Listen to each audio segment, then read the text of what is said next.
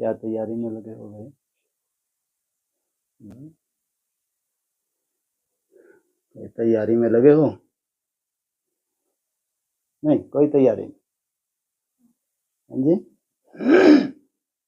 क्या है? 5 दिसंबर स्मृति दिवस। हम्म, पूरी यज्ञ की हिस्ट्री में ब्रह्मा कुमारी को मालूम ही नहीं है। वो स्मृति दिवस कौन सा मनाती हैं? 18 जनवरी।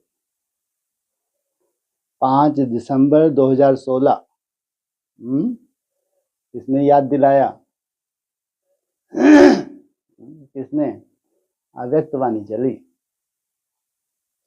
ये है तुम्हारा स्मृति दिवस। तो ये दो दो स्मृति दिवस हर 18 जनवरी को वाणी चलती है। स्मृति सो समर्थी।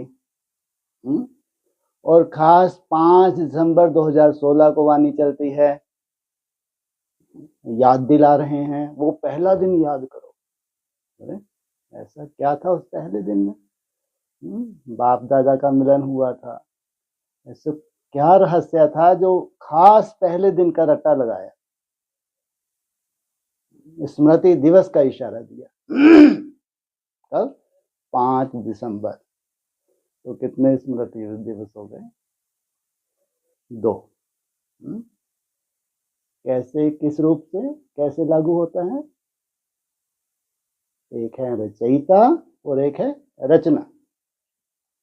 जो है रचयिता उनकी बुद्धि में बिठाया तुमको जीते जी क्या बनना है? अव्यक्त, शरीर छोड़ के नहीं। जितनी भी वानियां चली पूरी वानियों का सार क्या निकला? जैसे बाप शरीर छोड़ के कहाँ गए? वतन में। और तुमको हाँ शरीर रहते रहते क्या बनना है? अव्यक्त वतनवासी बनना है। एक हो गए रचयिता और एक हो गए रचना। कैसे तैयार बैठी हुई हैं शरीर छोड़ने के लिए? कौन? ब्रह्मा कुमारी तैयारी बैठी रहती ना, थोड़ा सा हॉस्पिटल गई, बस मैं वतन में जा रही। सोचो बीज कैसा पड़ा हुआ है इनके अंदर। और एडवांस पार्टी वाले शरीर छोड़ते जा रहे हैं, बोले इसी शरीर से जाएंगे, जैसे कोई मासी का घर है क्या? हाँ, कोई तो होंगे ना जिनके लिए खास इशारा दिया। 5 दिसंबर वो दिन याद करो कि तुम्हारे बाप ने फाउंडेशन डाल दिया निराकारी स्टेज का। बोला ना, एडवांस में इशारा भी दिया कि जो रचयिता है तुम्हारा, जिसने तुम्हारे अंदर ये बीज डाला कि शरीर छोड़ना कोई विशेषता नहीं है। हाँ, शरीर अगर छोड़ना भी है तो कैसे छूटे तुमको मालूम ही ना पड़े। तुम्हारा शरीर छोड़ना भी क्या करे? सेवा करे। अगर तुमने दिल से याद की इतनी सुंदर मेहनत की है तो उसको कहेंगे सतो प्रधान अवस्था में शरीर छोड़ना। तो वो है कैटेगरी। तो तुम तो खास बड़े दिन की तैयारी कर रहे हो। क्या होता है बड़ा दिन? जी, 5 दिसंबर से बड़े दिन की तैयारी है ना। कितने दिन की? 21 रोज की खास भट्टी। ये बड़ा दिन क्या होता है, छोटा दिन क्या होता है? वो क्रिश्चियंस हैं, विदेशी हैं या स्वदेशी हैं? विदेशी हैं। 25 दिसंबर कौरवों का साथ देने वाले लटके ही रहे। उत्तरायण होने तो जरा सूर्य, तब शुभ होगा, तब शरीर छोड़ेंगे। किसका यादगार है? यादगार तो संगम युग के है ना। किधर जा रहा है सूर्य? है उत्तरायण। उत्तर में क्या है हमारा यादगार? क्या है तुम्हारा यादगार उत्तर में? बोलो। काशी नगरी। हैं जी? इतना बड़ा हिमालय पहाड़ है, अविनाशी है, जम्बू द्वीप है, विनाशी अविनाशी। माउंट आबू के लिए तो मुरली में ही बोल दिए, आगे चल के रहेगा नहीं रहेगा।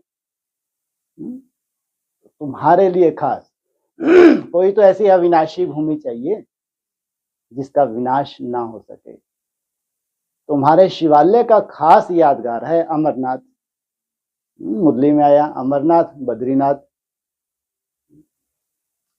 अमरनाथ के साथ बद्रीनाथ क्यों जोड़ा? क्योंकि बद्रीनाथ में कौन सा यादगार है? पांडवों का। हाँ, पूरी तरह से जो देह को रिजिग्नेट किया है, अपनी स्थूल देह को क्या किया है? परिवर्तन किया है, काया कल्पत्रु, जो साकार मुरली में बोला। पांडव पहाड़ों पे गल मरे, तो जब अपने शरीर को गलाया होगा तो सतो प्रधान बनाया होगा। ये है तुम्हारा यादगार। कब तक इंतजार करते हैं और धर्म वाले? जब तक सूर्य उत्तरायण ना हो।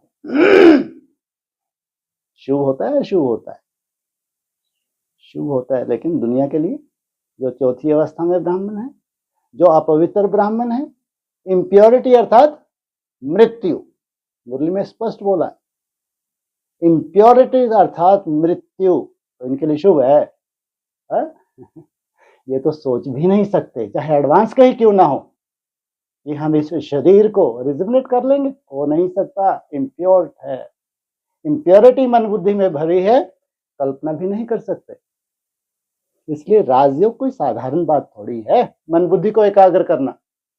अरे इनके पास तो याद भी नहीं है टूटी फूटी। तो ये क्या रहस्य समझ सकते हैं कि राजयोग से शरीर को रिजिग्नेट करना, राजयोग से इतनी सुंदर तुम्हारी अवस्था हो जाए, एकदम थॉटलेस होते होते कहां पहुंच जाओ? कहां पहुंच जाओ? जीरो पे पहुंच जाओ। फिर तुम वहां भी नहीं टिकते, जीरो पे भी तुमको राहत नहीं, उसके भी ऊपर कहां पहुंच जाते हो? जीरो से भी ऊपर क्या है? जो वहां सबसे सहज है लगाना पॉइंट। जीरो बनना कोई मासी का घर नहीं है, थॉटलेस होना कोई मासी का घर नहीं है। जीरो से तुम बड़े से बड़े हीरो तो बन गए, लेकिन अभी बाप समान बनना बाकी है, रचयिता बनना बाकी है। क्या बनते हैं फिर उसके बाद? एकदम पॉइंट, इतना सूक्ष्मता में टिक जाते हो, वो तुम्हारी मन बुद्धि इतनी सूक्ष्म हो जाती है, तुमने इमर्ज किया पॉइंट को, पूरी तरह से मन तुम्हारा कंट्रोल। ये है तुम्हारा बड़ा दिन, ये है तुम्हारे लिए उत्तरायण। कौन सी तारीख? अभी 21 रोज के लिए तुम्हारी खास भट्टी। 21 रोज के लिए ना, 5 दिसंबर से 25 दिसंबर तैयारी है जोर शोर से। ये तैयारी क्या होती है? तुम तो ऐसे गर्दन ही लाता। वास्तव में तैयारी है क्या? प्रैक्टिस तुम्हारी बहुत अच्छी होती है, सहज लगती है, ऐसा लगता है कि ऐसे भगवान खास तुम्हारे लिए उतर गया। ये प्रैक्टिस है क्या? है? इसको प्रैक्टिस कहेंगे? ये तो भगवान ने तुम कहीं थक ना जाओ, तुम्हारी बुद्धि थक ना जाए, इसलिए बीच बीच में क्या करवाया? सुंदर अनुभव कराया। सहज भी तो होता है, लेकिन दिन लाने के लिए तुम्हारा स्वयं का खुद ही दिन लाओगे, या भगवान बैठ के तुम्हारे को दिन में ले जाएगा? अपने अंदर का अंधकार तुमको खुद खत्म करना पड़ेगा, या कोई परमात्मा कृपा होगी? होगी? है उम्मीद? दूर दूर तक नहीं, कभी भी नहीं। कायदा ही नहीं है, पढ़ाई का कायदा नहीं है ये। यहां भक्ति मार्ग का कोई रोल नहीं है भविष्य में। नई दुनिया में भक्ति मार्ग है ही नहीं। सच तो बिठो कोई भक्ति मार्ग नहीं। देहभान माना भक्ति मार्ग, आत्मभान में टिकना माना ज्ञान मार्ग। मासी का घर है क्या? तुम्हारी यात्रा की शुरुआत कहां से होती है? ब्रह्मा बाबा ने क्या किया? दीवारों पे लिखा, मैं आत्मा, यशोदा आत्मा, फला आत्मा, ये आत्मा, वो आत्मा। तो एक शुरुआत हुई ना, चिंतन से होती है शुरुआत। तुम्हारा चिंतन बदल गया, मैं देह नहीं हूं, मैं क्या हूं? आत्मा हूं। तो बार बार आत्म चिंतन करना, उसके साथ साथ परमात्म चिंतन। कौन सा महामंत्र बताया व्यक्तवाणी में? मेरा बाबा, मीठा बाबा, प्यारा बाबा, ये है महामंत्र। माया दूर से भाग जाएगी, बस तुमको समय पे क्या याद आ जाए? ये महामंत्र याद आ जाए। जब व्यर्थ का विशेष रूप से अटैक हो रहा हो, नेगेटिविटी का अटैक हो रहा हो, व्यर्थ तो साधारण रूप से चलता ही रहता है, लेकिन विशेष रूप से भी तो होता है। तुमको अचानक याद आ जाए महामंत्र, मेरा बाबा, मीठा बाबा, प्यारा बाबा, क्या होता है? व्यर्थ थम जाता है या चलता रहता है? थम जाता है।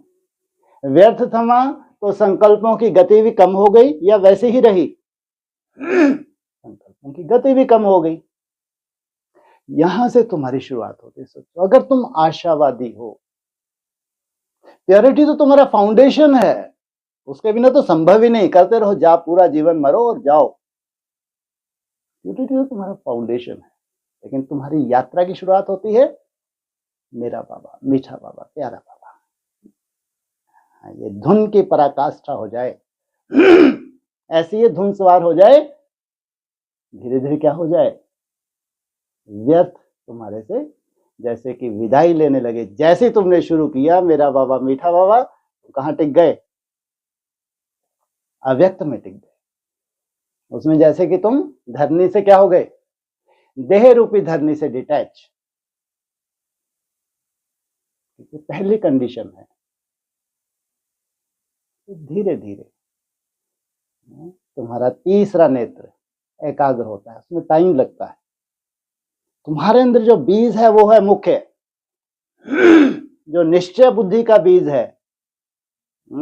बाप ने ये बीज तुमको ट्रांसफर किया है, उस बाप की रूप तुम रचना हो, जिसने तुमको ये बताया पढ़ाई डॉक्टर की तुम पढ़ो यहाँ पे और डॉक्टर बनो अगले जन्म में। ऐसा कोई बुद्धू होगा?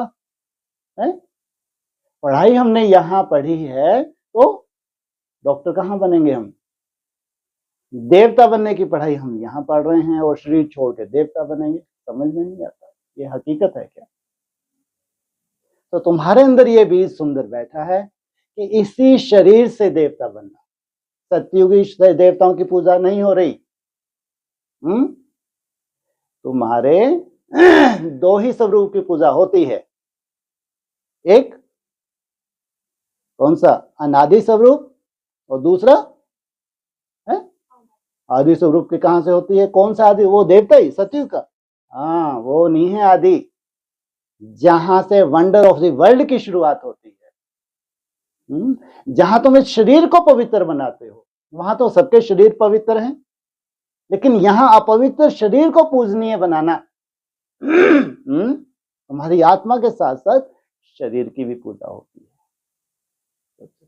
इस शरीर को पवित्र बना लेना, इन 5 तत्वों को परिवर्तन कर लेना, ये है तुम्हारा सबसे पहला पूजनीय स्वरूप जो संसार में प्रत्यक्ष होता है। ये है तुम्हारी मंजिल, कहां तक तुमको जाना है। ऐसी श्रेष्ठ आत्माओं में यह संकल्प ही नहीं हो सकता कि शरीर छोड़ के दूसरे जन्म में फिर हमको सतयुग में आना है, 16 कला संपूर्ण बनना है।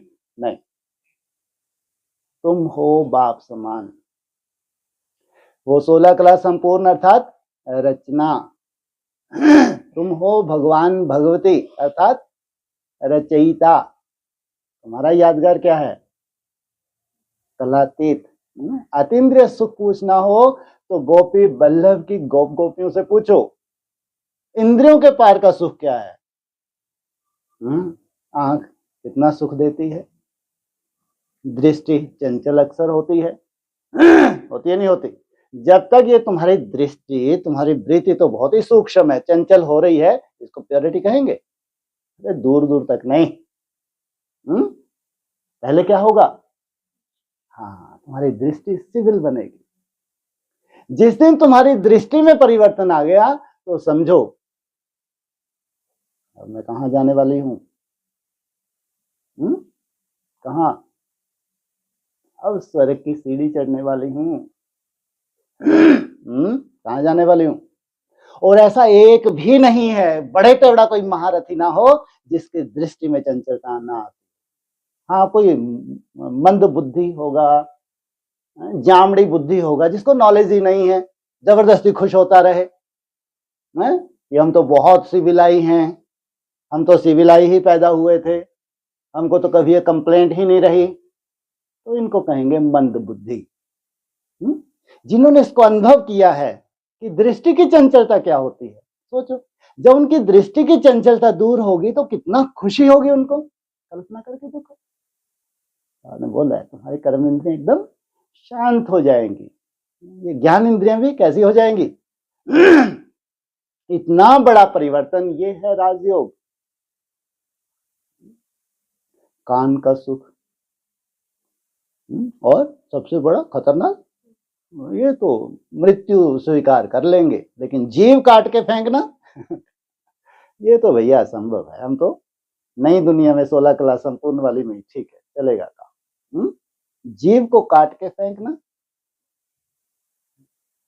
ये कोई मासी का घर नहीं है, तो इतना अपने आप में स्वीकार कर लेते हैं, ठीक है बाबा को तो याद कर रहे हैं, लेकिन इस शरीर को रिजुवनेट करना, इस शरीर का सुंदर तरीके से परिवर्तन करना, निरोगी कंचन काया बनाना, सबसे बड़ा तुम्हारा दुश्मन कौन है?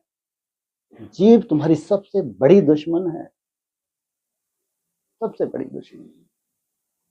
इसलिए जीवा को काट के फेंकना माना प्रकृति का आवाहन करना, प्रकृति की पालना लेना। जिस प्रकृति को तुमने क्या किया था? जला दिया था। प्रकृति के द्वारा जो भी तुमको मिला है वो है सतो प्रधान। हमने उसको जला दिया, भूंज दिया, मसाले मिर्च डाल दी, तो क्या कर दिया उसको। इसलिए मुरली में बोला खास, ये हैरान हो जाएंगे ब्रह्मा कुमारी जो शरीर छोड़ के जा रही हैं, कभी नहीं मानेंगे कि कभी मुरली में बोला ही। इनको तो धीरे धीरे ये पॉइंट जो ब्रह्मा बाबा के द्वारा ही बोले हुए हैं, ऐसे तो कटिंग भेजो अपनी खुद की मुरली होगी, लेकिन जब ब्रह्मा बाबा के मुख से चलाई है वो इनके पास कटिंग भेजनी चाहिए कि तुम भैया कभी सतो प्रधान थी ही नहीं, तुम्हारा खान पान कभी शुद्ध था ही नहीं। ब्रह्मा बाबा ने स्पष्ट बोला है, लाल मिर्ची, हरी मिर्ची, अचार और ये तला हुआ पकोड़े वगैरह, इसको क्या बताया? जबकि हम इसको राजसी मानते हैं, लेकिन मुरली में क्या है, इसको तामसी बताया। सोचो कि कभी नहीं मानेंगे, क्योंकि माउंट आबू में तो कोई कमी नहीं है। ब्रह्मा बोले 36 प्रकार के, 56 प्रकार के, क्योंकि इनके लिए पॉइंट है ही नहीं। ये पॉइंट किन के लिए हैं? हाँ, जिनको जीते जी स्वर्ग में जाना है। तो ये भी तो त्याग है। इनकी बुद्धि में ऐसा क्या बैठा हुआ है कि ये त्याग भी इनको बहुत बड़ा त्याग नहीं लगता। जीवा का त्याग भी इनको बहुत बड़ा नहीं लगता। ऐसा क्या बुद्धि में बैठा है इनके? हैं जी? हाँ, उस ज्योति से मिलना है। 5000 वर्ष में एक ही बार तुमको चांस मिलता है, एक भी बार। कल्पना करके देखो, जितने भी ब्रह्मा कुमार कौन है, साधारण नहीं है भगवान की निगाह में, ये एक्स्ट्राऑर्डिनरी हैं। एडवांस पार्टी में जितने साधारण नहीं हैं, भगवान की निगाह में एक्स्ट्राऑर्डिनरी हैं। सोचो आप, उनमें तुम्हारी बुद्धि में जो बैठ रहा है, जो सार रूप में बैठ रहा है कि हमको बाप समान बनना है। लक्ष्मी नारायण से भी ऊपर क्या बनना है? बाप समान। लक्ष्मी नारायण बनने के लिए भाई बहन बनना जरूरी है। और बाप समान बनने के लिए अतीन्द्रिय सुख के लिए भाई भाई कोई मासी का घर नहीं है, कल्पना भी नहीं कर सकते, कल्पना भी नहीं कर सकते भाई। जो भाई बहन ही ना बन पाए वो क्या बनेंगे भाई भाई? इनके लिए नहीं है ये पढ़ाई। तुम तो मरो, शरीर छोड़ो और वहां जन्म लो, यही कायदा है ना। सोचो कितनी सूक्ष्म पढ़ाई है। तुमको बाप समान बनना है, तुमको उस निराकारी स्टेज में जाना है, तुमको इंद्रियों के पार कौन सा सुख है। अतीन्द्रिय सुख पूछना हो तो गोपी बल्लभ की गोपियों से पूछो, इंद्रियों के पार का सुख। इंद्रियों के पार तो क्या है? आत्मा है, मन बुद्धि है। मन बुद्धि को टारगेट मिला हुआ है क्या? अगर तुमको बहुत पावरफुल आत्मा बनना है तो क्या करो? संकल्पों को कम करते जाओ। एकदम से नहीं होते, लेकिन प्रैक्टिस होती है। पहले तुम संकल्पों को कम करते जाओ। जितना तुम संकल्पों को कम करते जाते हो उतना ही पावरफुल आत्मा, उतना ही धीरे धीरे तुम्हारा मन क्या होता है? अमन होने लगता है, पावरफुल होने लगता है। फिर तुम जो डिसीजन लेते हो या इंद्रियों को जो देते हो डिसीजन, कोई भी धोखा नहीं देती तुम्हारी इंद्रिय, यहां तक मन तुम्हारा पावरफुल हो जाए। सोचो कितना बड़ा फंक्शन है। ये कहना आसान है। अतीन्द्रिय सुख पूछना हो तो वो 16,000 जिन्होंने कलयुगी पहाड़ को क्या किया? उठा के ही फेंक दी। इतने बड़े भगवान के राइट हैंड बने हैं, इतने बड़े भगवान के सहयोगी बने हैं, इनके सहयोग की उंगली है तपस्या की उंगली। कलयुगी पहाड़, अतीन्द्रिय सुख, इनका सुख इतना बड़ा है तो तब जाके इनके बुद्धि में बैठ जाता है। जब तक ये इंद्रियों के सुख से दूर नहीं गए हैं तब तक कल्पना ही है। कल्पना करते करते ही शरीर छूट जाता है। लेकिन तुम्हारे को बहुत सुंदर पॉइंट मिला हुआ है। तुम्हारा जो बीज है, जो कल्पना है, वो तुम्हारी आयु को क्या करता है? जितना तुम याद करते जाते हो उतना आयुष्मान भव, लंबी आयु का तुमको वरदान मिलता है। इसलिए वरदान मिलता है कि तुमको बापसमान बनना है, जो बड़े से बड़ा सुख है, जिसके सामने सत्य कहीं लग ही नहीं रहा। वो गोल्डन दुनिया कहीं भी नहीं लग रही, वो डायमंड तुमको बनना है, जो संगम स्वर्ग का यादगार है, वंडर ऑफ द वर्ल्ड, जो भगवान आके यहाँ स्थापन करते हैं। बड़े से बड़ा अगर वंडर देखना हो तो कहाँ देखो? वो वंडर जो भगवान ने स्थापन किया है, जहां आसुरी संप्रदाय तो क्या, आसुरी संकल्प भी प्रवेश नहीं कर सकते। ये है वंडर ऑफ द वर्ल्ड, ये है अतीन्द्रिय सुख। जिन आत्माओं का लक्ष्य है उनका संगठन यहां तक, इसी स्टेज तक जाता है। जितना जितना डिस्कनेक्ट होते जाते हैं इंद्रियों से, मेहनत है। बहुत मेहनत है। तुम्हारा रहन सहन, खान पान, बहुत मेहनत है भाई। लेकिन बाबा लास्ट में एक शब्द बोल देते हैं, क्या? हिम्मत रख बच्चे, ये तुम्हारी पढ़ाई है। इस पढ़ाई में तुम्हारी हिम्मत और बाप की मदद, जितना तुम हिम्मत रखते हो उतनी ही बाप की मदद मिलती है।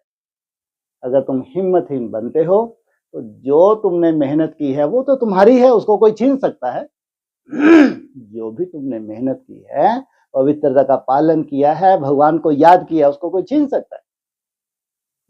लेकिन यहां तक याद को बढ़ाना है, शरीर को इतनी लंबी आयु का वरदान ले लेना है कि जब तक हम एकदम बापसमान पॉइंट ना बन जाएं, तब तक तुम्हारा शरीर कैसा रहना चाहिए? इसलिए कितना सुंदर उदाहरण है दादी जानकी का। लंबी आयु का उनका आधार, तो उससे लंबी आयु किसी दादी की हुई? क्या थी उनकी विशेषता? थॉट्स को बीच बीच में रोकती थी। जैसे अव्यक्तवाणी में जो कुछ भी सार रूप में उनके सामने आया तो उन्होंने क्या करती थी? बीच बीच में संकल्पों को रोकती थी। सोचो अगर उनकी बुद्धि में ये भी थोड़ा सा बैठ गया होता कि प्रकृति से ही पालना लेनी है। ये अग्नि तत्व तो वैसे ही दोष माना जाता है अग्नि का। तो सोचो 20-25 साल और आयु को बढ़ाना कोई बड़ी बात है क्या? बिल्कुल नहीं। इसलिए आज तुम्हारे सामने स्थूल में भी उदाहरण है। इससे पहले तुम्हारे पास जो सबसे बड़ी कंडीशन है वो है संकल्पों को कम करना, माना आयुष्मान भव का वरदान लेना। ना गीत सुनना है ना गीत सुनाना है, ये भक्ति मार्ग। भावनाओं के आधार से जो तुम याद करते हो वो भावनाओं की प्रबलता होती है, तो मन तुम्हारा बह जाता है, भगवान की याद आती है, कुछ याद दूसरा नहीं आ रहा। ऐसा नहीं कि उसकी कोई वैल्यू नहीं है, ऐसा नहीं है उसकी वैल्यू, लेकिन रिसर्च नहीं है वो। बड़ी से बड़ी जो राजयोग की रिसर्च है उसके लिए तो तुमको भावनाओं से ऊपर उठ के तीसरा नेत्र एकाग्र करके उस ज्योति में समाना होता है, जिसका यादगार भक्ति मार्ग में क्या कहते हैं? सबसे ऊंची स्टेज संगम युग की ज्योति ज्योति में समा जाए, तुम और बाप एक हो जाए। अव्यक्त वाणी बोला है, बाप से दूरी तुम्हारी समाप्त हो जाए, बाप समान बन जाना। क्या रिजल्ट आती है? जहां देखें तू ही तू। तो कितनी बड़ी प्रत्यक्षता के निमित्त बनती हैं वो आत्माएं, जिनके लिए अव्यक्त वाणी में बोला है जहां देखेंगे तू ही तू, है ना। बच्चे से सुंदर निराकारी स्टेज में टिक गए। ये है साक्षात्कार का आधार। ये नहीं कोई धारणा ही नहीं है, अमृत वेला भी नहीं कर रही, सफेद साड़ी पहन के मुरली सुनाने बैठ गई और उसका साक्षात्कार भी हो रहा है। अरे ये तो भगवान को जिसको साक्षात्कार हो रहा है उसको खुशी देनी है, उसको निश्चय बुद्धि बनाना है, जबकि वो खुद को जानती है उसकी हालत क्या है बेचारी। ऐसे भी तो साक्षात्कार होते हैं ना, कोई कोई दादियों के हुए, कोई कोई बहनों के भी होते हैं। ये यथार्थ नहीं है, ठीक है। ये तो सेवा करवानी है बाबा को, ऊपर वाले को जिसकी सेवा करवानी है उसको वो क्या होता है? साक्षात्कार हो जाता है और निश्चय बुद्धि बन जाता है और स्टूडेंट बन जाता है, रेगुलर स्टूडेंट बन जाते हैं। लेकिन ये कोई बहुत बड़ी साइंस नहीं है। तुम इन भावनाओं को आधार से नहीं जीते, तुम ये कल्पना नहीं करते हो कि आगे चल के कोई साक्षात्कार की लहर फैलेगी, चारों तरफ ऐसे जय जयकार हो जाएगी। अभी तो पंडित लोग भी धीरे धीरे शांत होने लगे। कथाएं सुनाते सुनाते माउंट आबू में अभी क्या हो गए, दूर दूर तक कोई दिखता ही नहीं है इनको, तो कोई ऐसी लहर कहीं से फैलेगी। तो ये बहुत बड़ी साइंस है। हाँ, ये भी बाबा ने बोला है कि साक्षात्कार की चाबी मेरे हाथ में है। क्यों लेके रखी अपने हाथ में भाई? क्या इंतजार कर रहे हैं? हाँ, तुम उस स्टेज तक पहुंचो, तुम उस स्टेज तक पहुंचो जिस स्टेज तक पहुंचना है। अगर उससे पहले तुम्हारे साक्षात्कार हो गए, तुम कच्चा फल खा लिया तुमने, मान शान मिलेगा तुमको, सर पे बिठा लेंगे, भगवान बन के बैठ जाओगे, हो गए खल्लास। होता है ना ऐसा भक्ति मार्ग की तरह। भक्ति मार्ग की तरह किसी का साक्षात्कार होने लगे, वो गुप्पा बन के बैठ जाए, अरे बस मेरे में तो शिब्बा बाई प्रवेश है, मैं तो शिब्बा बाई हूँ। ऐसा ढेर के ढेर है मंद बुद्धि। इसलिए बोला साक्षात्कार की चाबी किसके हाथ में है? बाप के हाथ में है। जब तुम्हारी वह परिपक्व अवस्था बनती है, परिपक्व अवस्था, बाप समान अवस्था, जिस अवस्था से अब तुमको नीचे नहीं आना, इसलिए तुमको कोई ऐसी उम्मीद भी नहीं रहती कोई साक्षात्कार हो, है ना, कुछ नजारे देखें। होती है ये भक्ति मार्ग, कोई तुम्हारी ऐसी जिज्ञासा नहीं है। इसलिए तुम हो राजयोगी, तुम अर्थ सहित जानते हो कि बहुत साइंटिफिक है। निसंकल्प अवस्था माना प्योर साइंस। इसलिए ये इम्प्योर आत्माएं तो केवल शरीर छोड़ेंगी, केवल मात्र शरीर, ये नहीं जान सकती कि वास्तव में राजयोग है क्या। ये तो वो पवित्र आत्माएं, खास उनको भगवान क्या करता है? उनके लिए कंडीशन क्या लगा देता है? बोलो क्या करता है? उनका कंडीशन क्या लगा देता है? बाहर तो इम्प्योरिटी है ही है, बढ़ेगी बढ़ेगी। तो क्या करते हैं उनके लिए? समर्पण करवा लेता है बाबा, एक सुंदर मर्यादा में उनको टिकाता है। ये उनका भाग्य है। संगम युग पे समर्पण माना बहुत बड़ा भाग्य। हम भाग्यशाली हैं कि हम अपने हिसाब से नहीं चल सकते, जैसा हमको चलाएंगे वैसा हम चलेंगे। ये बहुत बड़ा भाग्य है। करने वाले वहां रह के भी करते हैं, कोई कोई, है ना, कोई स्थिति परिस्थिति होती है, नहीं समर्पण हो पाते, कोई कारण होता है, तो बहुत मेहनत लगती है, लेकिन करते हैं कोई कोई। नहीं तो साकार मुरली का पॉइंट है। माला में आने के लिए कौन सी कंडीशन है? समर्पण। तब तक तुम राजयोगी हो ही नहीं, प्रयोगी हो ही नहीं सकते। बहुत प्योरिटी की पावर चाहिए। इसलिए बहुत भाग्यशाली होते हैं जो भगवान के घर में समर्पित हो जाते हैं। उनको ये बड़े से बड़ा चांस मिलता है रिसर्च करने का। उसमें फिर मेहनत, दिन रात की मेहनत है, रात को दिन बनाने की मेहनत है। और तुम जा रहे हो कहां? दिन में जा रहे हो।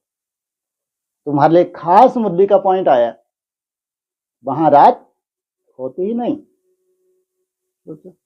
मुरली के महावाक्य। अव्यक्त वाणी में क्या बताया? तुम्हारे उठने का टाइम भी वही है। उठोगे, ये तुम्हारे पक्षी तुम क्या करेंगे? चहचहाएंगे, तो तुम उठोगे जागती ज्योति, क्योंकि कोई थकाने वाला कोई काम ही नहीं है। तो सदा ही रेस्ट में हो, लेकिन तुम्हारा सोने का भी टाइम है तो जगने का भी टाइम है। ये अव्यक्त वाणी ब्रह्मा बाबा के अव्यक्त होने के बाद चल रही है। सोचो आप, ये ऐसा नहीं है कोई सूरज है, ये चांद है, इनकी कोई गति में अंतर आने वाला है।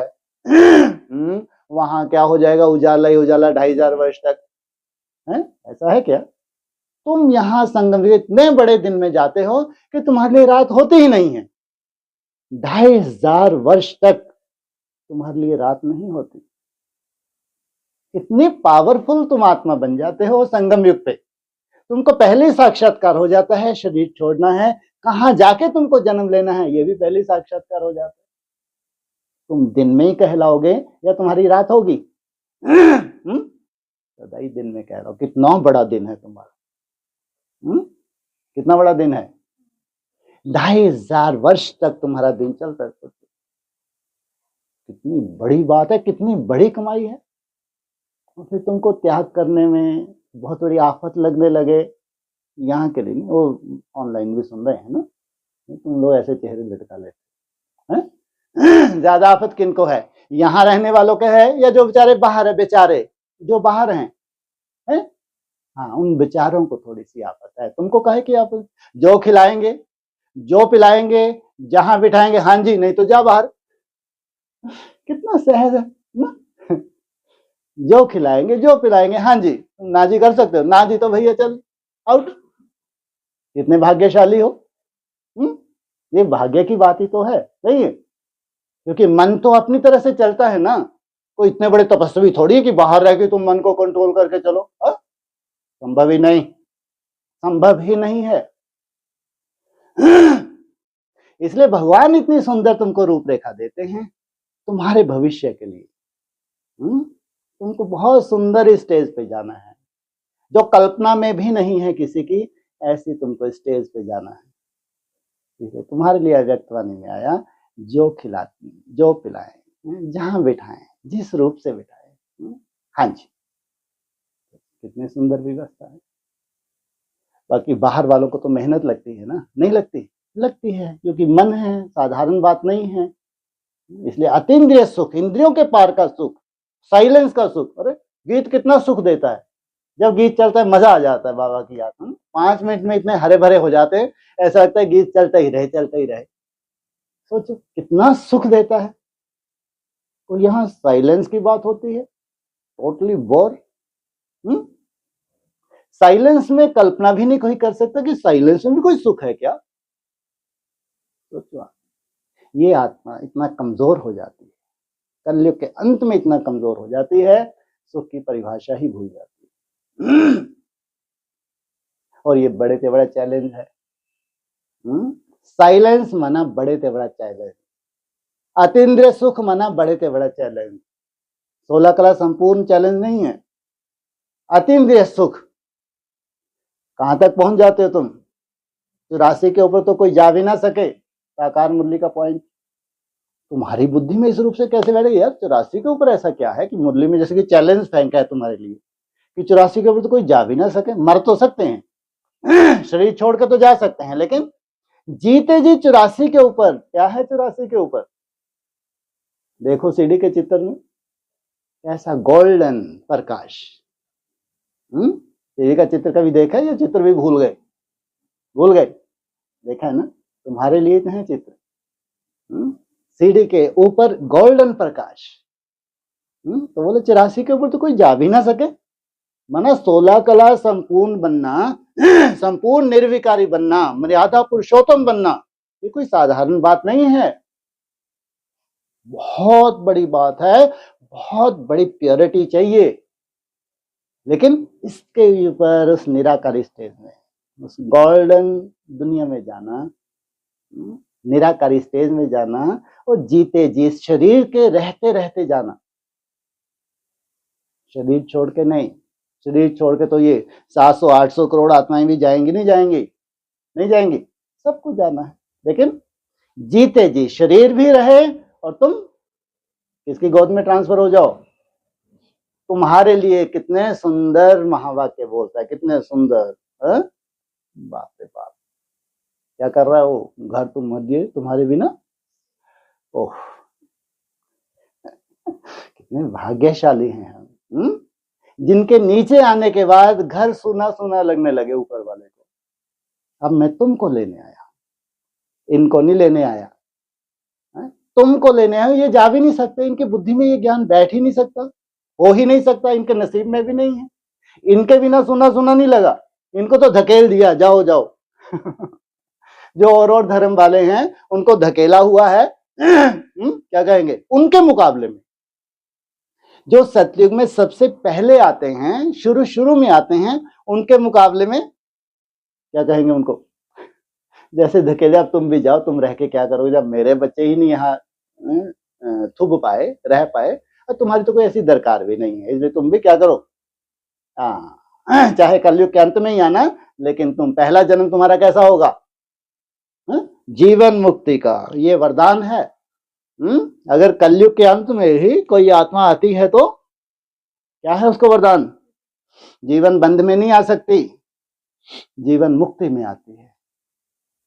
सोचो, तुम्हारी जीवन मुक्ति और उनकी जीवन मुक्ति में कितना अंतर है। तुम्हारी मेहनत और उनकी मेहनत में भी जमीन आसमान का अंतर है। तुम्हारे लक्ष्य और उनके लक्ष्य में भी जमीन आसमान का अंतर है। ये है तुम्हारा बड़ा दिन।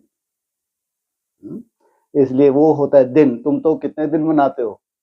कितने दिन मनाओगे? अभी 21 रोज बड़ा दिन मनाओगे कि माया तुम्हारे दिन को छोटा करने की कोशिश करे। क्या करे माया? अच्छा आ जा, अमृत मिले आज, फिर तुमने संकल्प लिया, सुधरती नहीं है, हद कर दी इसने। अमृत फिर सज के बैठ जाती है, हाँ आज तो मैं इतना करके दिखाऊंगी, आजा जरा। तो तुम बड़ा दिन करने की कोशिश करती हो क्या?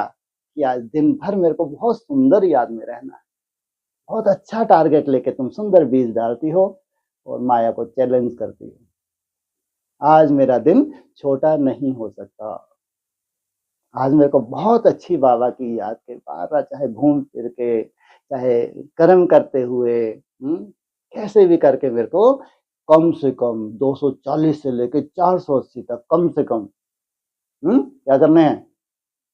हाँ, ट्रैफिक कंट्रोल की मेहनत करनी है, कम से कम मेहनत। लेकिन माया वो भी नहीं करने देती, मालूम ही नहीं पड़ता, ऐसा बोर हो जाते हैं, भूल ही जाते हैं, आज तो मुश्किल ही है, चलो कल देखा जाएगा। तो क्या कर दिया माया ने? अंधकार ले आई, जैसे कि रात हो गई तुम्हारी। क्योंकि जब जब तुम हिम्मत हार जाते हो, वो है तुम्हारी रात। बाबा ने बोला है, याद में रहेंगे तो सत्युग त्रेता की शूटिंग करेंगे। जब जब हिम्मतहीन हो जाते हो, छोड़ देते हो, तो वो रात, अब तुमको मालूम है कल फिर दिन आने वाला है। ये तुम्हारा अपना भाग्य है। तुम्हारी रात कोई बड़ी नहीं होती है, कितने समय की होती है। अमृत वेला आया और तुम्हारा दिन, कितना बड़ा तुम्हारा भाग्य है। और उनका तो कभी दिन आता ही नहीं। ऐसे अनिश्चय बुद्धि होके बैठ जाते हैं, बाप से दूर चले जाते हैं, यज्ञ से दूर चले जाते हैं, घोर अंधकार में धक्के खाते हैं, घोर अंधकार में धक्के खाते हैं। उनका तो दिन कभी आता ही नहीं। तुम्हारे दिन को खंडित करने के लिए ज्यादा से ज्यादा वैसे अमृत वेला तुम बहुत सुंदर मेहनत करते हो, 3-4 हिस्सों में बांट लेते हो, और तुमको गिफ्ट में नुआ शाम मिला हुआ 4 घंटे का। सोचो आप कितने भाग्यशाली। ये है तुम्हारी एक्स्ट्रा क्लासेस। तुम्हारे लिए तो पूरी ऐसी सुंदर व्यवस्था दी है कि थोड़ा सा अलवेला तुम दूर कर लो, चुटकियों में क्या होना चाहिए है। 4 घंटे जो व्यक्तवाणी में बोला, 240 मेहनत तुम्हारी होनी चाहिए। कितनी सुंदर व्यवस्था। हाँ, जब कोई छोटा बड़ा कर्म भोग हो, आनंद लो कर्म भोग का। कोई टेंशन नहीं किसकी। हाँ, ट्रैफिक मस्त खुश। चलो आज छुट्टी, इससे तो छुट्टी। एक ही चीज, या तो कर्म भोग भोगवा लो बाबा, या तो फिर ये भी कोई आसान थोड़ी है। ट्रैफिक कंट्रोल आसान है, उस दिन कर्म भोग में तुम एकदम हल्के हो जाओ। चलो आज कम से कम ये फांसी वाली मुसीबत तो टली। तुमको याद की फांसी पे जो ले जाते हैं, चलो आज क्योंकि तुमको मालूम है रोज रोज तो है नहीं है ना, आज है तो कल फिर ताजगी। इसलिए तुम्हारे पास बहुत समय है, बिल्कुल चिंता नहीं करनी, बहुत समय है। तुम कोई भक्ति मार्ग की तरह नहीं हो कि आज चार्ट कम हो गया, कोई बहुत बड़ा नुकसान हो गया। तुमको एक संस्कार बनाना है। तुम्हारे कभी चार्ट कम होने से कोई बहुत बड़ा तुम्हारे हाथ से बादशाही निकल गई, ऐसा है क्या? ऐसा तो नहीं है। भक्ति मार्ग तो कुछ है ही नहीं। तुमको तो एक संस्कार बनाना है। उस संस्कार बनाने के लिए रोज रोज प्रैक्टिस करनी है, रोज रोज प्रैक्टिस करनी है। हर सेकंड, हर मिनट, हर घंटा। सोचो कितनी कमाई होती है तुम्हारी। हर सेकंड मेरा बाबा, मीठा बाबा, प्यारा बाबा। कल्पना करके देखो, एकांत में बैठ के कल्पना करके देखो, इस महामंत्र में कितनी बड़ी तुम्हारी कमाई हो जाती है। जितने सेकंड, जितने मिनट तुम याद की मेहनत करते हो। और फिर मन को रोकने के लिए अटेंशन, धीरे धीरे तुम्हारी बुद्धि इतनी सूक्ष्म हो जाए कि अटेंशन का भी अटेंशन। नहीं तो इधर अटेंशन रखा, मान लो बहुत देर से क्या हो गया है, उस अटेंशन में ध्यान ही नहीं रहा कि अटेंशन रखना था। चलता ही रहा, चलता ही रहा। बाद में याद आया, अरे करने क्या जा रही थी मैं, कहाँ निकल गई मैं। नहीं? ये है तुम्हारा राजयोग। भगवान जिस लक्ष्य को लेकर इस धरा पे आया है, वो लक्ष्य की पूर्ति ना हो, ये हो सकता है। हो सकता है। तो वो भाग्यशाली आत्माएं जिनका भगवान सिमरन करता हो। तो कितना सिमरन करती होंगी भगवान का, बाबा ने बोला। इसको याद करते हैं, जितना तुम बच्चे मुझे याद करते उतना ही मैं तुमको याद करता हूं, क्योंकि तुम्हारा लक्ष्य बहुत बड़ा है। बड़ा दिन, तैयारी। आज से 21 रोज। ये बड़ा दिन की शुरुआत है या बड़ा दिन है, यही नहीं मालूम इनको। क्रिश्चियन हैं बेचारे, मंद बुद्धि हैं, इनको क्या मालूम ये बड़ा दिन है क्या। बड़े दिन की शुरुआत है या बड़ा दिन है? शुरुआत है। बड़ा दिन होता है 21 जून। जब तक संस्कार ना मिले, जब तक चाहे लक्ष्मी हो, चाहे जगदम्बा हो, चाहे सरस्वती हो, जब तक ये अव्यक्त ना हो, इनके संस्कार ना मिले, तब तक बड़े दिन की कल्पना मत करो।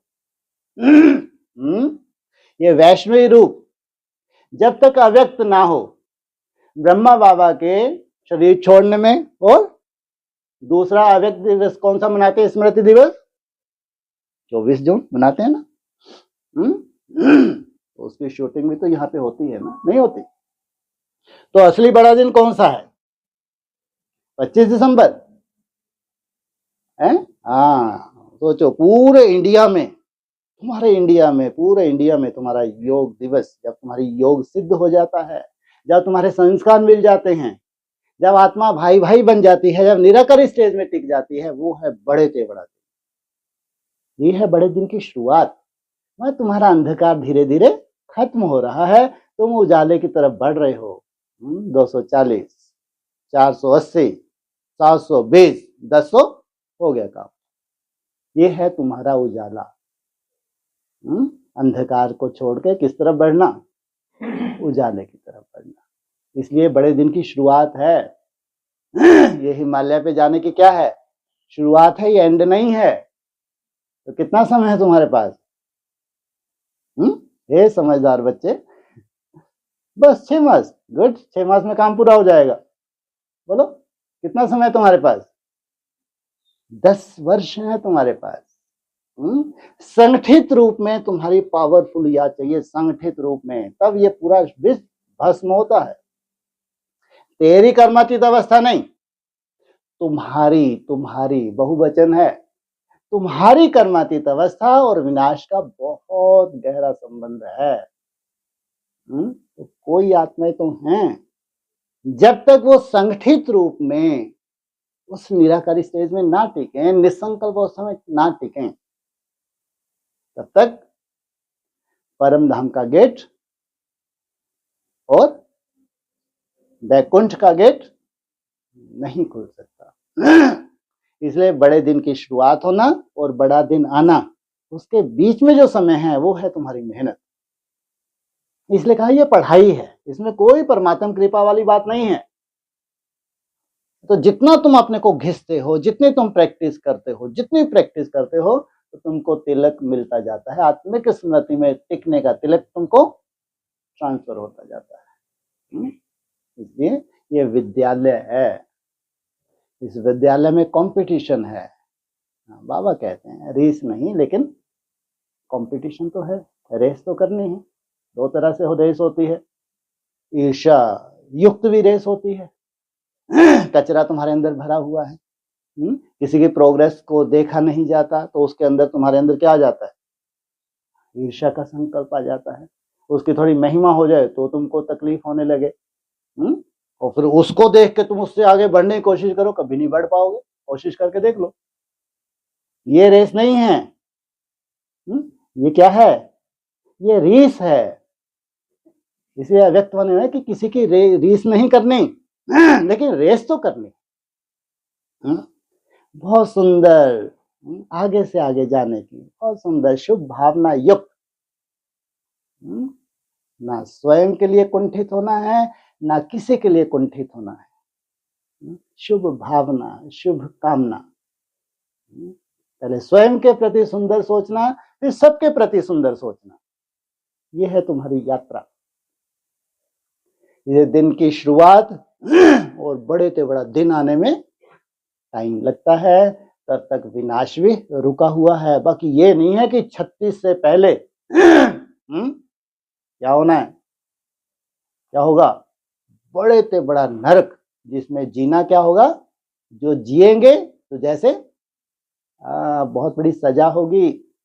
उससे पहले बिजनेसों की क्या हालत होगी वो देख लेंगे, उससे पहले नौकरियों की क्या हालत होने जा रही है वो देख लेंगे, उससे पहले फसलों की क्या हालत होने जा रही है वो देख लेंगे, सब देख लेंगे। पूरा नर्क इस 10 साल में बनते हुए पूरी दुनिया देखेगी। और थोड़ी सी आत्माएं हैं जो प्रैक्टिकल में बैकुंठ तैयार होते होते ही भी देखेंगे। ये है, कोई कुंठा है ही नहीं, सब भाई भाई, एकदम स्नेह युक्त, कोई भेदभाव नहीं है, एक बाप की संतान। ये गाय नहीं है 16,000 का। इंद्रियों के पार का सुख क्या होता है? गोपी बल्लभ की गोपियों से पूछो। इसलिए जो मेहनत अभी तुम 21 रोज की करने जा रहे हो, तो तुमको तो बार बार ऐसी भट्टियां मिलेंगी। जैसे तुम्हारी 21 रोज की मेहनत होगी, उसके बाद लगा लगाया तुम्हारे पास कितना बड़ा गिफ्ट आने वाला है। क्या आ जाएगा? बोलो, लो, भूल जाता। हाँ, सुंदर अमृत पान करोगे, अमृत पान। हाँ, अगर कहीं तुमको लग रहा है कि असंभव है, हो ही नहीं सकता, चाहे मन को रोकने की बात हो, चाहे मेरा बाबा मीठा बाबा प्यारा बाबा करने की बात हो, चाहे विजन बनाने की बात हो, तुमको निश्चय तुम्हारा बढ़ने लगे तो कहेंगे तुम्हारा क्या आ गया, अमृत वेले की शुरुआत हो गई। ये है अमर भव का वरदान लेना। तो कितनी सुंदर व्यवस्था बाबा तुमको देता है। पहले 21 रोज की भट्टी, बड़े दिन की शुरुआत, और फिर अमृत वेले की शुरुआत। कितनी सुंदर व्यवस्था है, कितने भाग्यशाली हो गए। नहीं, इतना नशा है बाबा के पूछते हैं, इतना बड़ा तुम्हारा भाग्य है, इसका नशा रहता है, हाथ उठवाते हो, सब हाथ खड़े कर देते हैं। भक्ति मार्ग सब हाथ खड़े कर देते हैं। और जिनसे पूछते हैं उनका एक का नहीं हाथ खड़ा होता है, क्यों, भक्त थोड़ी है, ज्ञानी तू आत्मा, ऐसे जबरदस्ती हाथ खड़ा कर नहीं सकते, अपने अंदर को जानते हैं, अंदर की दशा को जानते हैं, इसलिए हाथ खड़ा नहीं करते। लेकिन अंदर में जो उमंग उत्साह है वो है तुम्हारा हाथ खड़ा, वो बाबा देखते हैं, भक्ति मार्ग वाला हाथ नहीं देखते। लेकिन तुम्हारे अंदर जो उमंग उत्साह है, कुछ जो करने का संकल्प है, एक्स्ट्राऑर्डिनरी बनने का जो संकल्प है, जो बीज है, भगवान वो तुम्हारा हाथ देखते हैं। उसके लिए कहते हैं हिम्मत रख बच्चे, मदद दे बाप, तुम्हारे लिए बाप आए हैं। तुम्हारा एक कदम हिम्मत का कितनी मदद करता है, 1000 कदम। एक कदम तुम बढ़ाते हो तो 1000 कदम मैं तुम्हारी मदद करता हूँ।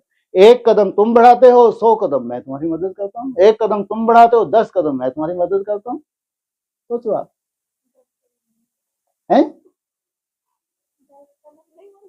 10 कदम, अच्छा चलो कोई बात नहीं। 10 कदम ही तो बचे हैं।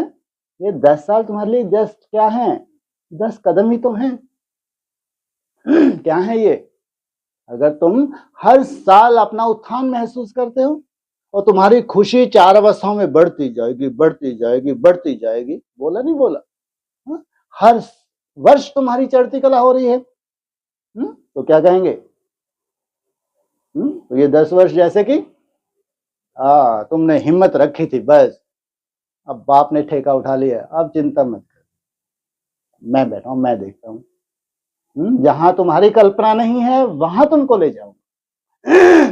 सोचो, जहां तुम्हारी कल्पना नहीं है, जहां किसी ब्रह्मा कुमारी की कल्पना नहीं है, एडवांस तो वैसे ही लंगड़ों की है, जिनकी कल्पना नहीं है, वहां तुमको ले जाऊंगा।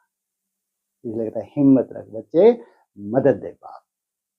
इतनी जब मदद करने के लिए भगवान इस धरा पे है, तो हमको पॉकेट में क्या करना है, केवल हिम्मत ही तो रखनी है।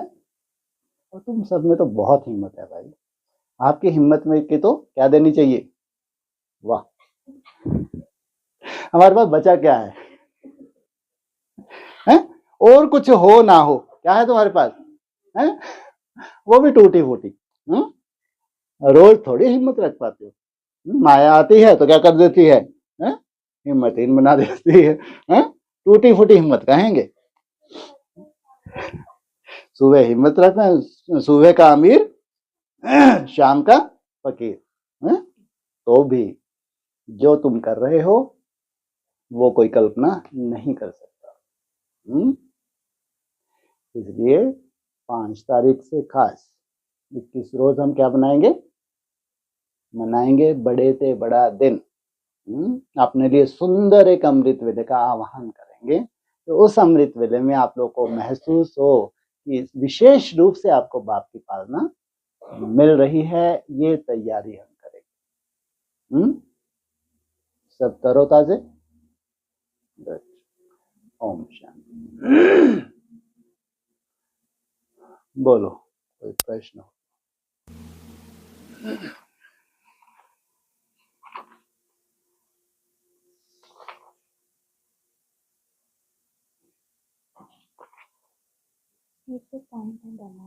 हाँ जी,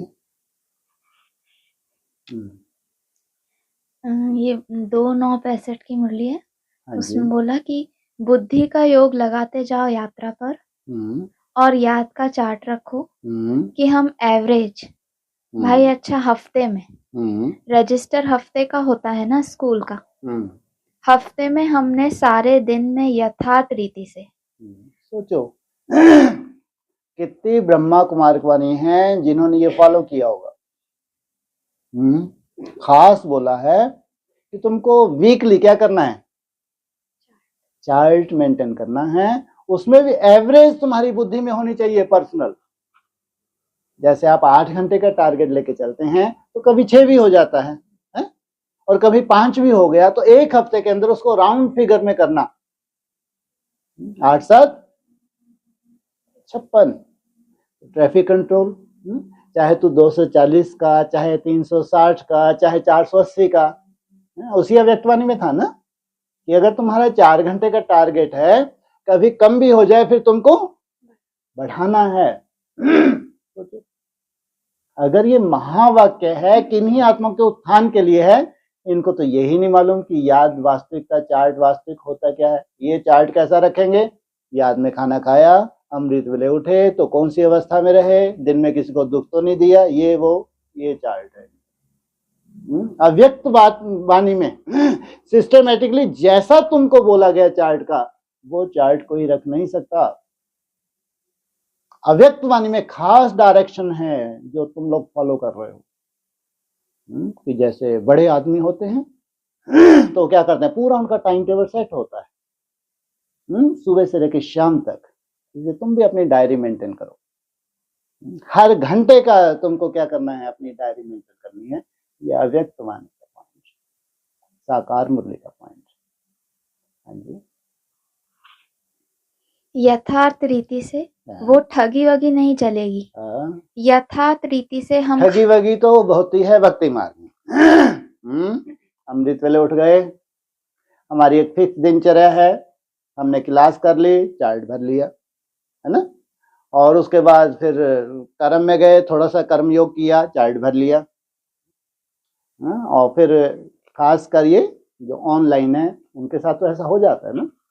लेकिन अब ये ठगी नहीं चलेगी, अब तुम मेरी मेहनत तो चलेगी लेकिन तुम इसमें ही खुश होते रहो जो हम भेज रहे हैं, ऑनलाइन डाल रहे हैं, नहीं।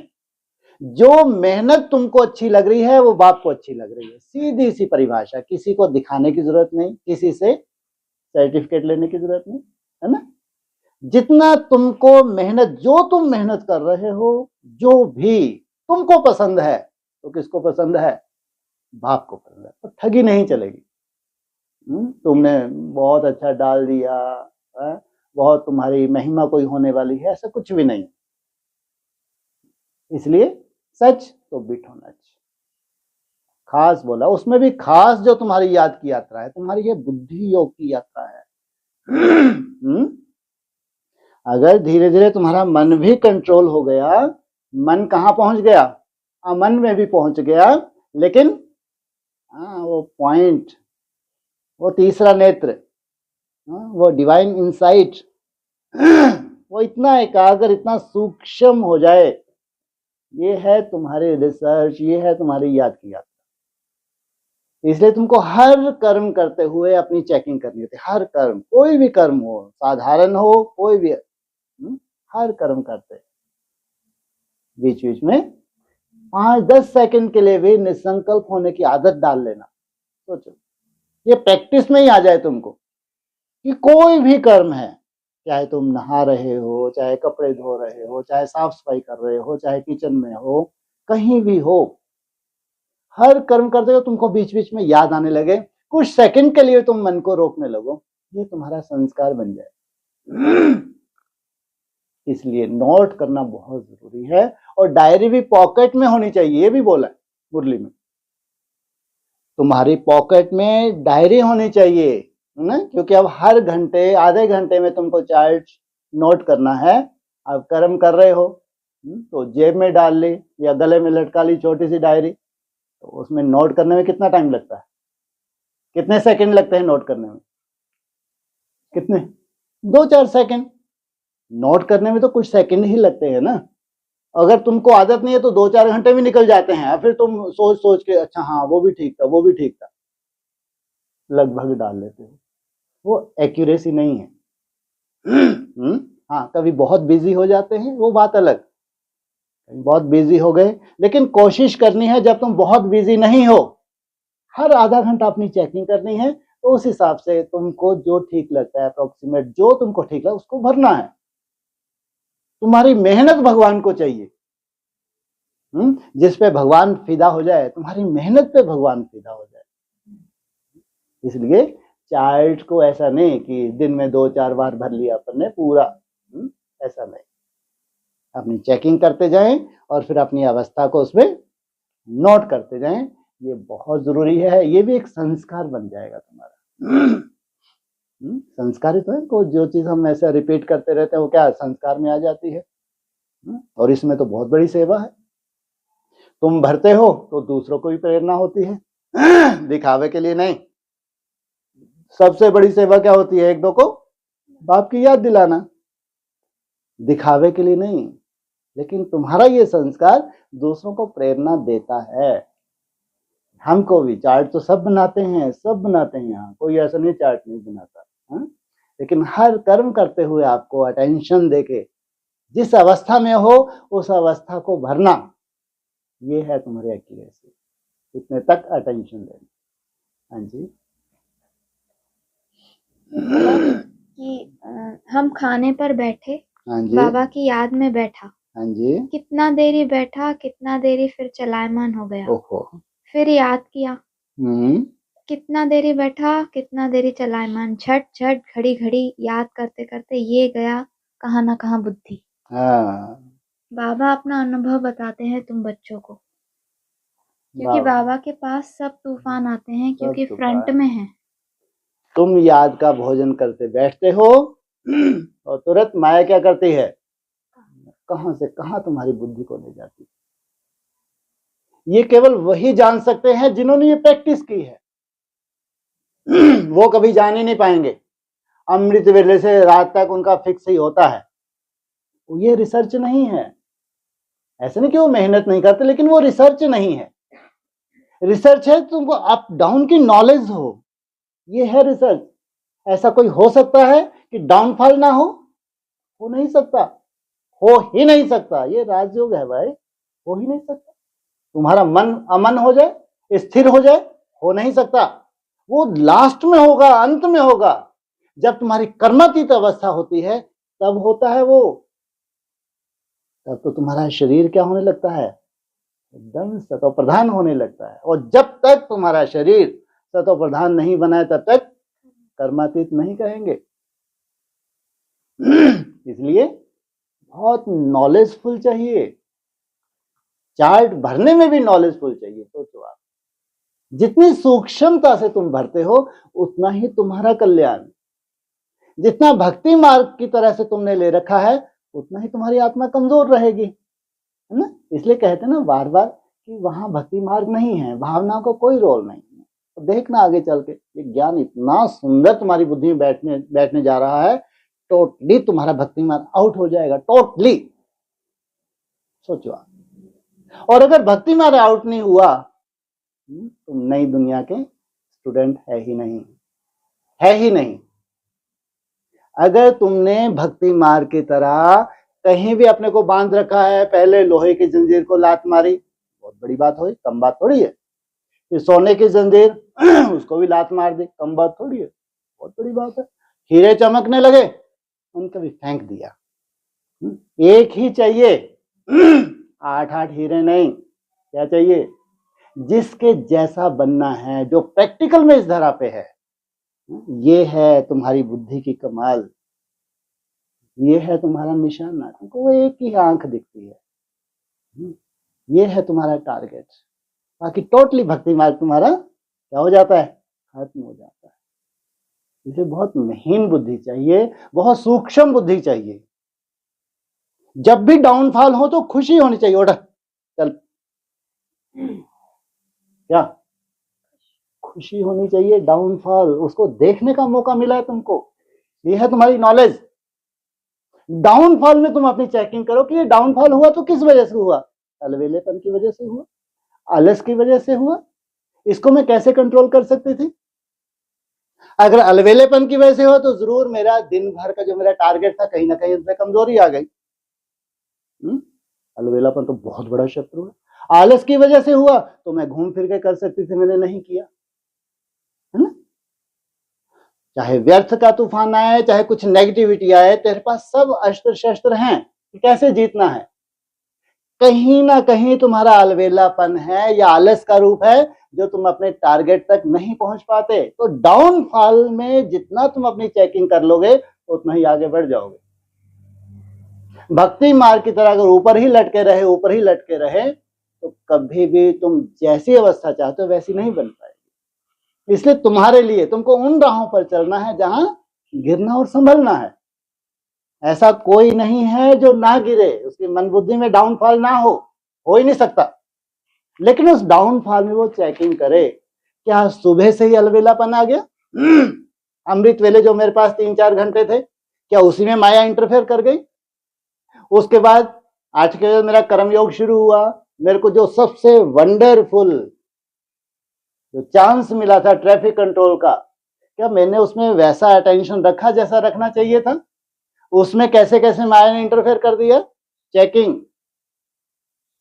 उसके बाद फिर नुमाशाम, बिना चेकिंग के नहीं।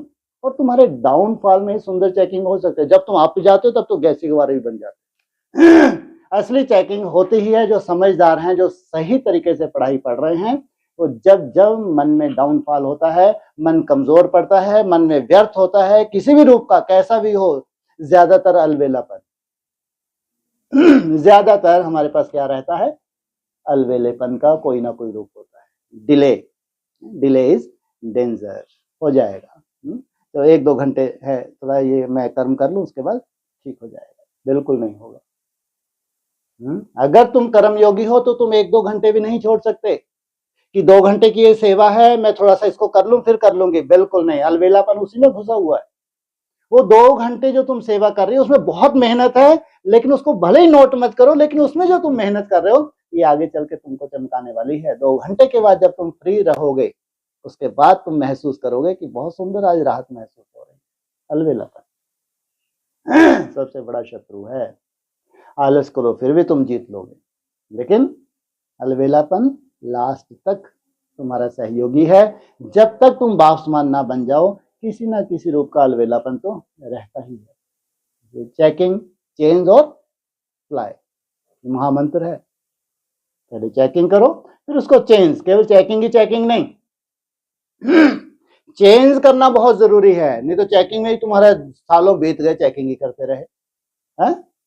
कचहरी में बैठे चेकिंग की थी, आज ये चेकिंग है वो चेकिंग, साफ सुथरे हो नो डाउट है। तुमको ठप्पा लगता है, तुम्हारे से जास्त कोई साफ सुथरा हो नहीं सकता। तुम्हारे अंदर का कचरा तुमको बताने में कोई तकलीफ नहीं, लेकिन ये है चेकिंग।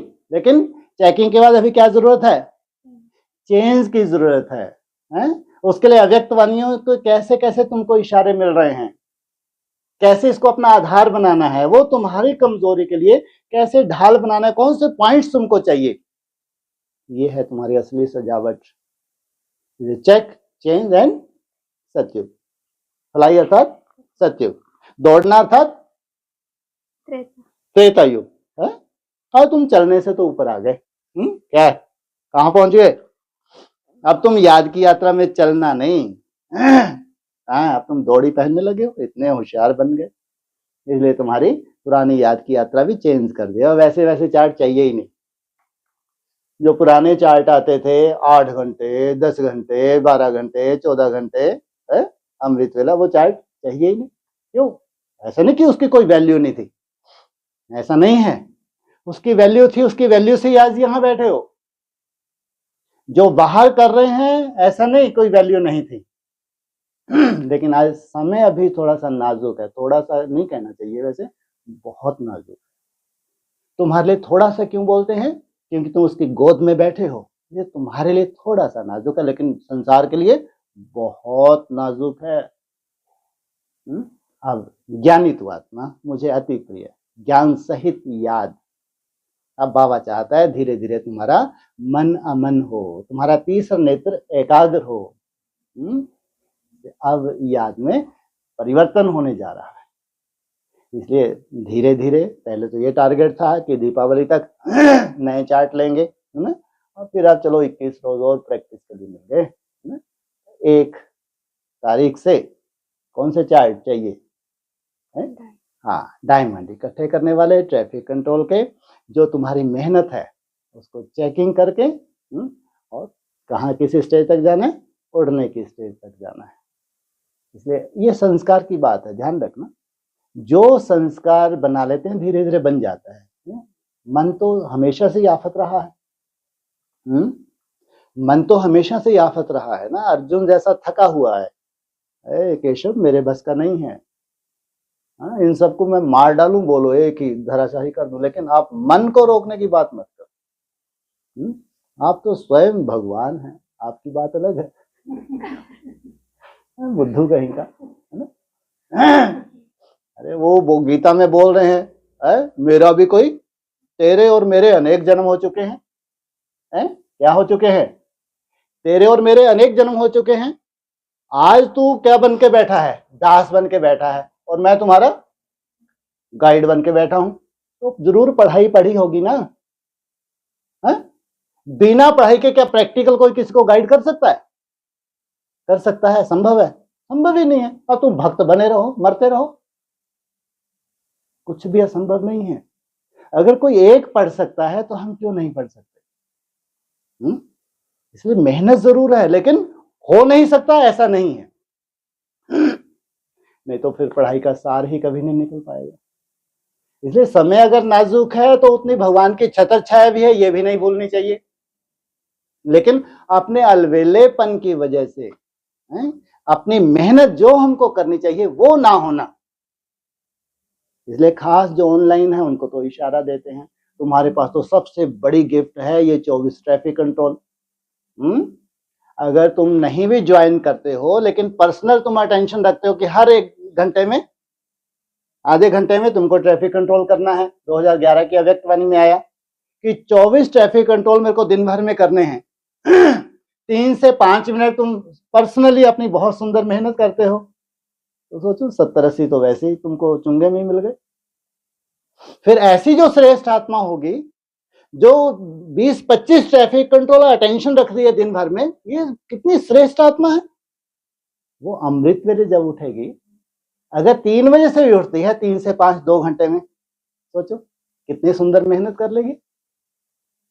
और 1-2 घंटे नुमा शाम की मेहनत, 240 तो कुछ भी नहीं है उस पार जाने के लिए। अगर कोई घर ग्रस्त में भी हो, लेकिन इतना सुंदर अटेंशन दे रहा है, हर एक ट्रैफिक कंट्रोल का अटेंशन दे रहा है, अमृत वेला उसका मिस नहीं होता, नुमा शाम भी अपनी मेहनत कर लेता है, तो 240 आसानी से होंगे, आसानी से, जो आज असंभव है वो कल क्या होगा, बहुत आसान हो जाएंगे। 240 तो छोड़ो, कम से कम 480 भी आसानी से होंगे। अरे 240 480 तो छोड़ो, क्या है 720 माना 75%। इतनी सुंदर मेहनत तक तुमको जाना है, फिर तो तुम आगे वहीं पहुंच जाओगे। कहाँ है? तुम्हारे लिए खास स्थान चाहिए, विशेष स्थान चाहिए। नहीं, ऐसा सुंदर, अब तुम इस स्टेज तक पहुंच गए, अब तुम जाओ ऐसा किला तैयार करो जहां प्रकृति सतो प्रधान बन जाए। ऐसा किला तैयार करो जहां प्रकृति सतो प्रधान बन जाए, चाहे तुम्हारी प्रकृति हो चाहे जड़ प्रकृति। 1080 का तुम्हारा जो टारगेट है, तुम्हारी प्रकृति भी सतो प्रधान बनती है, और फिर उस वायुमंडल में, क्योंकि 75% है, जाना तो तुमको 1440 तक है, लेकिन उसकी जरूरत नहीं। 75% भगवान को मंजूर, 25% बाप तुमको मदद करता है। ये है हमारा लक्ष्य, कलातीत बनना हमारा लक्ष्य। इतना बड़ा जो लक्ष्य लेके चल रहे हैं, जो घरग्रस्त में भी रह रहे हैं, जिनके लिए असंभव है, तो उनको भगवान की मदद ना मिले ये हो नहीं सकता। इसलिए चार्ट हम लोग विधि पूर्वक जानते हैं, चार्ट की जो महिमा है हम लोग विधि पूर्वक जानते हैं, हमारे अलावा कोई भी जान ही नहीं सकता। बनाने की तो बात। हाँ जी, एक और पॉइंट है। हाँ जी, 8-9-65 आत्मा क्या है? हाँ जी। परमात्मा क्या है, उनका रूप कैसा है, रूप के साथ उनका साइज कैसा है, वाह क्या बात, वो भी तो कहेगा ना। ये तो अभी तुम्हारी बुद्धि में है, ये बड़ी मिस्ट्री है, एक भी नहीं जानता होगा ये बातें। सोचो आप, जो बाबा हमको सिखलाते हैं। इतनी आत्मा छोटी, फिर परमात्मा, उनमें भी देखो ऐसे ही कि उनको भक्ति मार्ग में ये कितनी मेहनत करनी पड़ती है। हाँ, उनका पाठ भी द्वापर से लेकर के कलयुग के अंत तक, हाँ, या संगम युग के अंत तक भी कहें चलता है। कौन सा पार्ट उनका भी चलता है ये भी देखो, तुम जानती जाती हो क्या होता है पिछाड़ी में होकर के, वो भी तुम जान जाएंगे ना। तो शुरुआत से लेकर करके और अंत तक तुम्हारी बुद्धि में, बाकी जो कुछ भी होने का है वो बुद्धि में हो जाएगा कि ये सभी कल्प पहले भी हुए थे। वाह कितनी सुंदर कथा, मजा आ गया। तुम भी क्या हो, क्या हो तुम, देह नहीं हो, आत्मा। भगवान भी क्या है वो भी आत्मा, लेकिन वो परमात्मा है। अब डिपेंड करता है तुम आत्मा हो वो परमात्मा है, ना तुम दिखते हो ना वो दिखता है। ये बहुत बड़ी मिस्ट्री है। सोचो, आज तक कोई भी नहीं देख पाया, क्या बोला, कोई भी आत्मा को परमात्मा को जानता ही नहीं है, मुरली में बोला। और तुम परमात्मा का भी अंत पा लेते हो। तो जो परमात्मा का भी अंत पाता है तो पहले क्या करेगा, वो स्वयं का अंत पाएगा। स्वयं का अंत पाना क्या है, पॉइंट ऑफ लाइट, जहां से इस देह की शुरुआत हुई है, जहां से तुम इस सृष्टि पे आए हो वहीं तक तुमको वापस जाना है। इसलिए कहते हैं जिसने खुद को जान लिया वही खुदा को जानेगा। अरे जिसने खुद को ही नहीं जाना तुम खुदा को क्या जानोगे। ये मिस्ट्री थी, मिस्ट्री है और मिस्ट्री ही बनी रहेगी। लेकिन बाप आए हैं संगम युग पे, कब तक रहेंगे, संगम युग के अंत तक। और तुम्हारे पांव दबाने कब से शुरू कर दिए थे, द्वापर युग से। कितने भाग्यशाली। जब ये पूरा भारत बिखर गया था, भारत को एक किसने किया, चाणक्य ने। लेकिन चाणक्य का भी बैकबोन कौन था, कोई नहीं जानता। सोचो आप, कितनी बड़ी मिस्ट्री। चाणक्य पवित्र आत्मा है, उस पवित्र आत्मा को ऐसी प्रेरणा, एक साधारण ब्राह्मण को ऐसी प्रेरणा हो जाए कि इस भारत को जो खंडित हो इसको अखंड भारत बनाना है। ये पवित्रता की महत्ता है, महानता है। तो वहां से शुरुआत होगी परमात्मा की भी। भारतवासियों को जो खंडित हो गए हैं उनको क्या करना है, अखंड बनाना है। वहां से लेकर कलयुग के अंत तक, बल्कि क्या बोला अभी, संगम युग के अंत तक। संगम युग का कब अंत हो जाएगा, 36-37। तब तक जो गूढ़ रहस्य हैं खास तुम्हारे लिए, मुरली साधारण नहीं है। अगर भगवान के महावाक्य हैं, चाहे मुरली है चाहे अव्यक्त वाणी है, साधारण नहीं है। इसलिए तुम्हारे लिए जैसे वो पढ़ के सुना देती है 20-25 मिनट में मुरली खत्म, नहीं। तुम्हारे लिए इतने विशेष उनमें रहस्य भरे हैं जो अंत तक बाबा तुमको, जिनको अमर भव का वरदान मिलना है, उनको वो अमृत पान कराते ही रहते हैं। तुमको 100% क्या बनना है, आत्मा बनना है। 100% इस देह को जीतना है। 100% इंद्रियों से दूर जाना है। 100% मन बुद्धि की कंट्रोलिंग पावर धारण करनी है, आत्मा बनना है, उस सूक्ष्मता में जाना है। क्यों, जितनी सूक्ष्मता में तुम जाते हो उतनी सूक्ष्मता से किसके करीब रहते हो, परम धाम में बाप के करीब रहते हो। कितना बड़ा चांस है संगम युग पे। केवल संगम युग पे ही ये चांस है। जितना चाहो तुम जन्म जन्मांतर का आनंद यहाँ वो शूटिंग कर सकते हो। अपनी आत्मा को इतना पावरफुल बना सकते हो कि 82-83 जन्म भी तुम्हारी आत्मा में पावर भरी रहे। 84 जन्मों के बाद, वो तो मुरली के महावाक्य, तुम क्या होता है, नीचे गिरते हो। कितनी श्रेष्ठ आत्मा होगी जो 84 जन्मों के बाद नीचे गिरती है। नहीं तो 82-83 जन्म, इतनी बैटरी चार्ज कर लेना कम बात है क्या, इतनी बड़ी बात है। तो इन्होंने शूटिंग कहाँ की, संगम युग पे इन्होंने इतनी सुंदर अपनी बैटरी को चार्ज किया कि भगवान से 84 जन्मों का ही वरदान ले लिया, पूरे 84 जन्मों का वरदान लिया है। कितना सूक्ष्मता धारण की है, कितना पॉइंट ऑफ लाइट बने हैं, कितना इन्होंने मन को क्या किया, जिसके मौन से नई रंगत निकलती है। इसलिए बोला मन के मौन से नई रंगत, इतना संदेश दिया, इतने बड़े बड़े प्रोग्राम्स किए। अव्यक्त वाणी में बोला अरे ये तो कुछ भी सेवा नहीं है, असली सेवा तो अभी बाकी है। उसके लिए स्व और सेवा का बैलेंस, मन के मौन से नई रंगत, अंत तक तुम्हारे लिए बाप उतर जाते हैं कब, द्वापर युग में, और अंत तक संगम युग का अंत आता है और तुमको आप समान बनाते हैं, तुमको बाप समान बनाते हैं। ये बड़ी से बड़ी प्राप्ति संगम युग पे तुम करते हो। इसलिए ना कोई आत्मा को जानता है, आत्मा की सच्चाई को, ना परमात्मा की, मिस्ट्री है।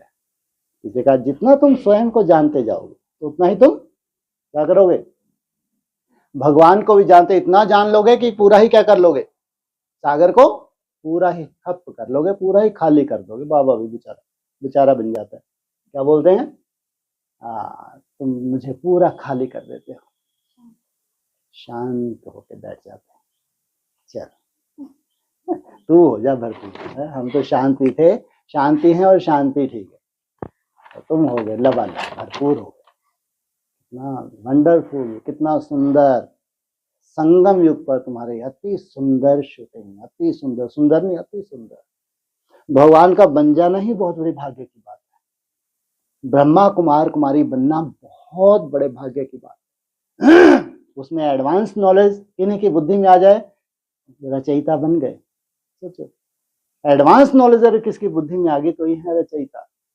उनमें भी कोई सूर्यवंशी हो, भगवान की आंखों के तारे हों, याद में इतना सुंदर अपने को चमका लें, जिनके लिए खास बोला है। कौन सा तेज है इनके पास, याद का तेज भरा हुआ है इनके अंदर। सोचो कितनी भाग्यशाली वो आत्माएं होंगी, कैसा भाग्यशाली आत्मा को संगठन होगा जिनके सब इंतजार कर रहे हैं कहाँ वो छुपे हैं।